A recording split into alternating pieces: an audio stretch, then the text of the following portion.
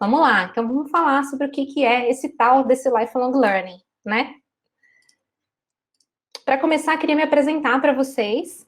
Eu sou Marília, tenho 33 anos, eu sou jornalista de formação, adoro aprender coisas novas, e desde criança, meu sonho era trabalhar num lugar que tivesse bastante papel.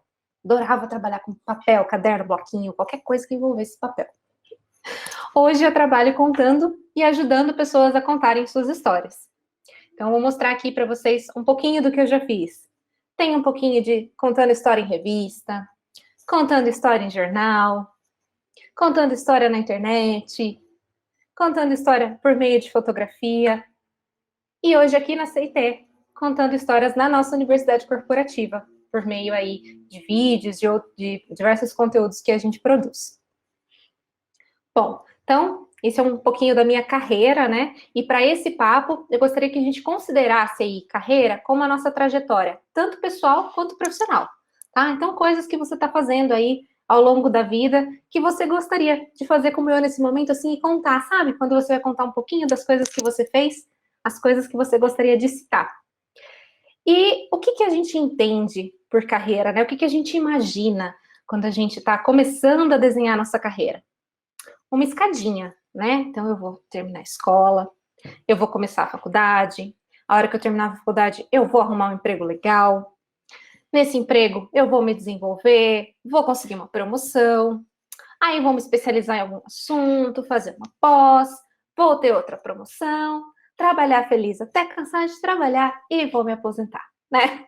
Geralmente a gente imagina aí uma trajetória linear, como essa escada aqui que a gente está vendo, né? Onde todos os degraus são do mesmo tamanho, onde a dificuldade de subir de um para o outro é igual, muito parecida, né? A gente está vendo o final lá, bem claro, onde é que a gente vai chegar, tá tudo assim, sem surpresa, né? Mas como é que é a carreira da gente, na verdade? É uma coisa mais ou menos assim, né? A gente termina a faculdade e começa um emprego e pensa, meu Deus, não foi nada disso que eu estudei, eu tenho que fazer isso. Ou a gente se decepciona com alguma coisa, ou a gente precisa aprender uma coisa nova, porque aquilo que a gente aprendeu não era suficiente. Ou às vezes a gente precisa começar a trabalhar antes da faculdade, senão a gente não vai conseguir fazer faculdade, né? No fundo, a escada de uma carreira, para cada pessoa ela é de um jeito, para cada um ela vai apresentar um caminho. Vou começar a subir ali de baixo, vou dar de cara com uma porta, se eu entrar nessa porta, pode ser que eu saia lá do outro lado, né? No fundo, as nossas carreiras, sim, elas são uma coisa bem maluca, né? Com muitas direções possíveis que a gente pode mudar a todo tempo. E aí tem uma pesquisa do Fórum Econômico Mundial que diz o seguinte, que nos próximos 5 anos, 50% de todos os trabalhadores vão precisar do reskilling. O que é isso, né? O que é esse terminho? Reskilling significa que você vai precisar aprender novas habilidades para se qualificar para o mercado de trabalho. Então, vamos pensar em profissões que já não existem mais. Por exemplo, uma telefonista, né? Já não tem mais gente que trabalha com isso. Aquele cara que passava nas cidades pequenininhas de noite acendendo poste, já não precisa mais, né? Às 6 horas já atende todos. Ou já acende todos. Ou vamos pensar no futuro, né? No futuro talvez a gente precise de um técnico de saúde assistida, né? É alguém que vai conseguir olhar seus exames ou vai até conseguir te ajudar a fazer exames por meio de uma consulta virtual. A gente pode precisar de um arquiteto de realidade aumentada, né? Coisas que hoje estão começando, talvez, mas a gente ainda não tem tão forte, tá? Então, e para profissões que também já existem, conseguimos dar outros exemplos aqui, por exemplo, vamos pensar num advogado. Vai continuar fazendo contratos, mas talvez ele precise aprender a programar para registrar os contratos na blockchain, que está vindo aí, está chegando aí com força para novos contratos. Bom, esse mesmo relatório, ele mostra para gente que daqui 5 anos, 4 anos, né? 2021, 4, não 5. Daqui 4 anos, qual que vai ser a segunda habilidade mais procurada nos profissionais? Aprendizado ativo e estratégias de aprendizado, né? E derivadas. É por isso que a gente vai falar do lifelong learning hoje, que nada mais é do que aprendizado ao longo da vida. Então, é a gente desconsiderar aquela ideia da carreira linear, né? De que eu aprendi, acabei a faculdade, peguei meu diploma, coloquei debaixo do braço e acabou? Mas, na verdade, a gente vai aprender a vida inteira, com diversas situações. Às vezes vai ser formal, vai ser numa faculdade, às vezes não, às vezes vai ser com uma pessoa, às vezes vai ser com um evento. A gente vai ter diversas oportunidades, tá? De aprender, então, de conhecer conteúdo novo, consumir conteúdo novo. A gente vai ter oportunidades de desaprender, e aí sem dó, tá? Às vezes uma solução que você tem para um problema hoje não vai funcionar, porque você vai ter problemas novos no futuro. Ou às vezes coisas que você fazia há 5 anos atrás, eu vou fazer desse jeito, porque eu aprendi assim, vai ser sempre assim. Às vezes não, às vezes vai mudar. E a gente precisa desaprender, desapegar de coisas que a gente já sabe, aprender coisas novas. E o lifelong learning também inclui o reaprender, né? É reciclar um pouco daquilo que a gente já sabe, é se adaptar, né? Se atualizar com conteúdos novos, com tecnologias novas, com gerações novas, com novidades aí que a gente pode encontrar ao longo da nossa carreira, tá bom? Então, beleza. Agora que a gente já sabe o que é o lifelong learning, vamos falar um pouquinho sobre como as pessoas aprendem. Se a gente consegue tirar alguns insights. Trouxe 3 teorias para vocês. A primeira, que eu mais gosto, é a 70-20-10. O que significa isso? De tudo que você sabe, e aí pode pensar em trabalho, pode pensar em habilidades que você tenha pessoais, pode pensar em qualquer coisa. 10% você aprendeu aí com educação formal. Então, um curso mesmo que você fez, ou na escola, uma graduação, um treinamento, um seminário que você foi, tá? 20% você aprendeu interagindo com outras pessoas, que é o aprendizado social. Você aprendeu por meio de uma mentoria, você aprendeu participando de um fórum, pegando dica com aquele amigo, aprendeu por um feedback. E 70% você aprendeu com as suas experiências. Você aprendeu colocando a mão na massa, colocando isso na sua rotina, nos seus desafios, fazendo exercício, tá? Então, vamos pensar que a gente está num fórum de tecnologia, vamos pensar em programação. Posso aprender 10% lá na faculdade, posso trocar 20% com os meus amigos, com os meus professores, com os meus colegas, mas eu preciso programar 70%, senão não vou conseguir aprender.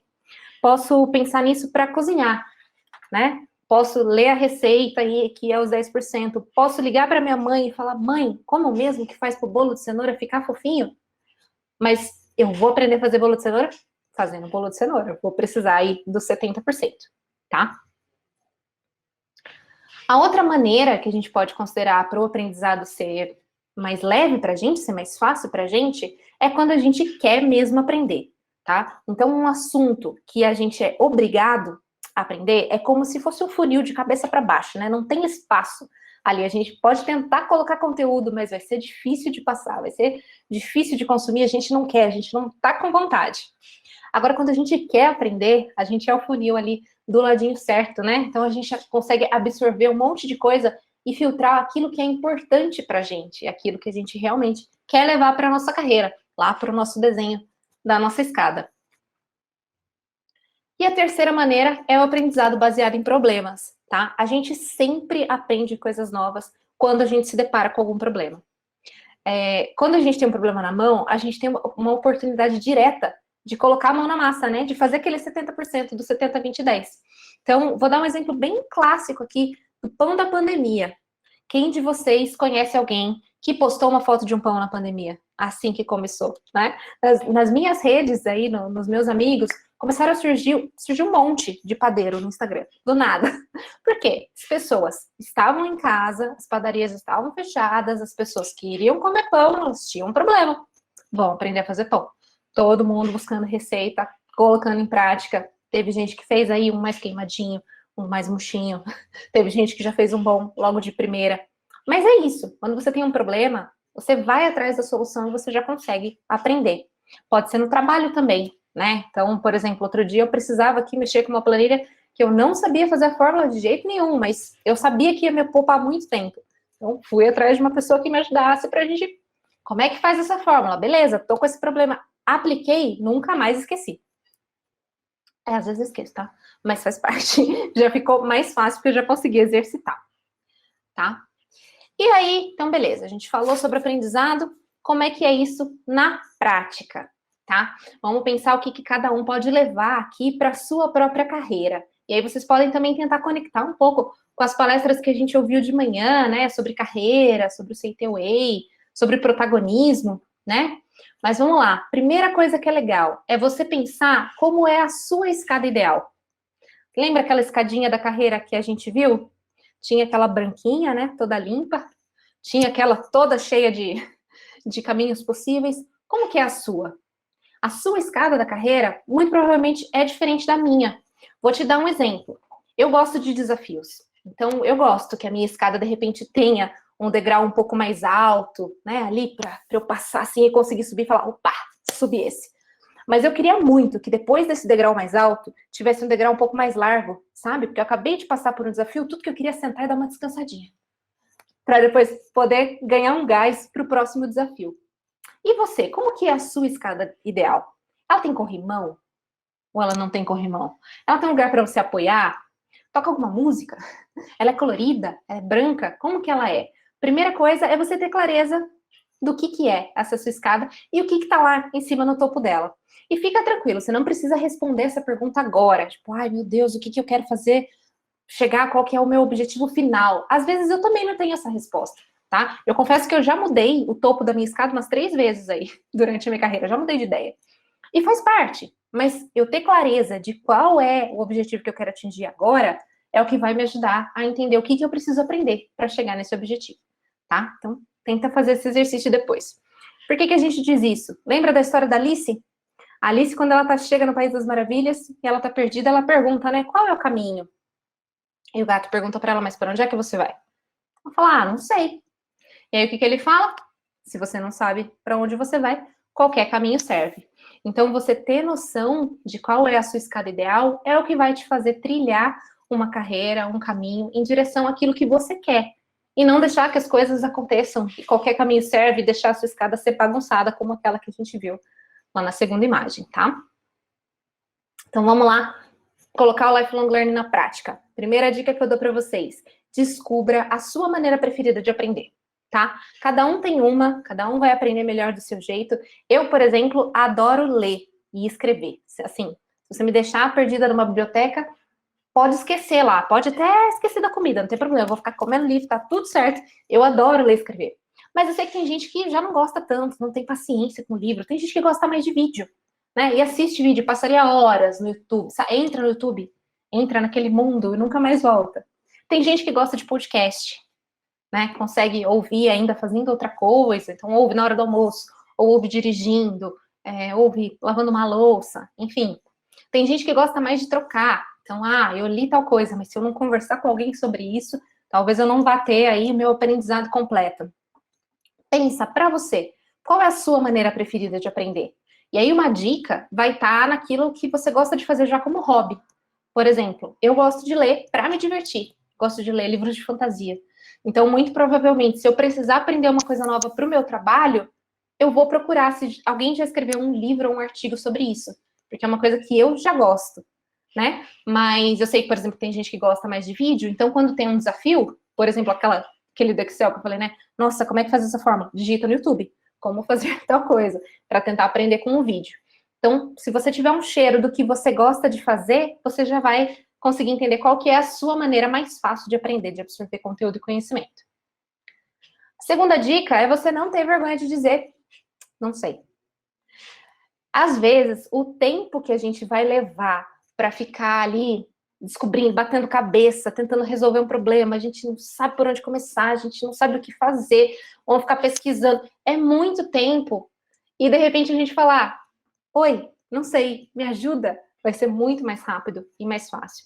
Não tenha vergonha. Todo mundo está subindo uma escada, todo mundo aí está com dificuldade em algum momento, e todo mundo pode ser o corrimão de outra pessoa, né? E ajudar alguém. Então, não tenha vergonha de falar que você não sabe e pedir ajuda para alguém. Terceira é a gente ter consciência de que errar é parte do processo de aprendizado. E também tá tudo bem, tá? Então, vamos pensar numa criança, um bebê aí que tá aprendendo... Uma criança que tá aprendendo a andar. Como é que é, né? Ela dá 2 passinhos, cai e dá uma risadinha. Aí levanta de novo. 2 passinhos, cai e dá uma risadinha.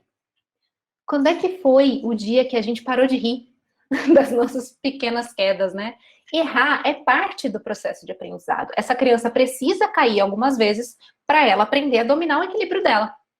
A gente também. E aí, para qualquer coisa, para a gente aprender a programar, a gente precisa gerar um bug ou outro, para a gente aprender onde é que está o erro, como é que eu conserto, como é que eu resolvo. Para eu aprender a cozinhar, eu preciso queimar minha comida. Eu preciso errar no tempero alguma vez para eu aprender qual que é a quantidade ideal, né? Preciso errar, testar. Isso faz parte e tá tudo bem.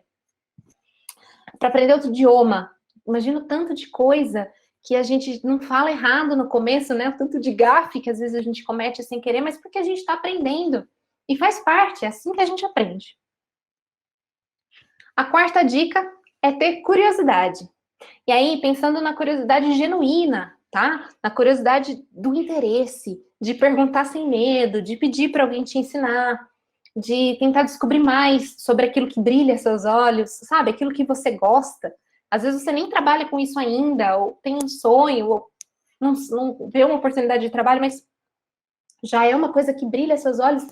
Vai atrás, tenta saber mais, né? Alimenta aí a sua curiosidade.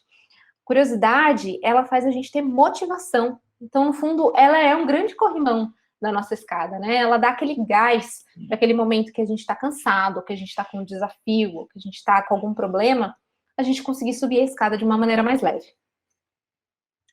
E por fim, alimente a sua imaginação.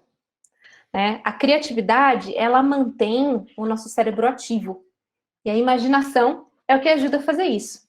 Então, no fundo, a gente pensar que duas coisas que já existem podem se juntar e formar uma coisa nova, né? Essa imaginação e essa criatividade são o que vão fazer você conseguir fazer essas conexões, você conseguir pegar um assunto que é de trabalho, juntar com algum pessoal, ou não, você levar alguma solução que você já viu em outro lugar para a empresa que você trabalha hoje, para algum desafio que você tem hoje, ou você trazer algum trabalho para sua casa, para facilitar o seu dia a dia, né? E aí uma outra dica que eu deixo para vocês nesse sentido é assim, também consumir conteúdo de fontes diferentes e de fontes diversas, né? Porque se a gente consome conteúdo sempre das mesmas fontes, sempre do mesmo lugar, a gente está sempre com aquele viés e não está alimentando a nossa imaginação. Então, procura filmes diferentes, procura podcasts diferentes, uma fonte diferente, um autor diferente, alguém que fale alguma outra coisa, um vídeo, né, diferentão. Pergunta para alguém que é bem diferente de você, o que você gosta de assistir? Qual foi a última série que você assistiu na Netflix? Essas trocas vão fazendo a gente gerar várias conexões aí. Então, para resumir tudo que a gente falou hoje, ser lifelong learner é aprender o tempo todo, por diversos canais, qual for mais legal, qual for melhor para você, e usar essas experiências para transformar a sua identidade profissional e pessoal, aproveitando as oportunidades. Né? Então, fazendo a sua escada ser mais leve, ser mais fácil de subir e ajudando aí nas oportunidades do seu dia a dia. Tá bom? Eu deixo aqui os meus contatos para vocês, depois eu coloco aí no chat para a gente, LinkedIn, se alguém quiser conversar mais sobre isso.